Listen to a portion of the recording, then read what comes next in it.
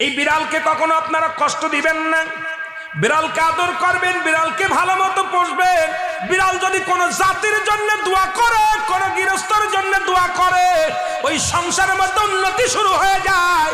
ওই সংসারের মধ্যে আর এক নাম্বার হলো, যে ঘরে বিড়াল থাকে সেই ঘরে জিন আসতে পারে না, জিন বাস করতে পারে না।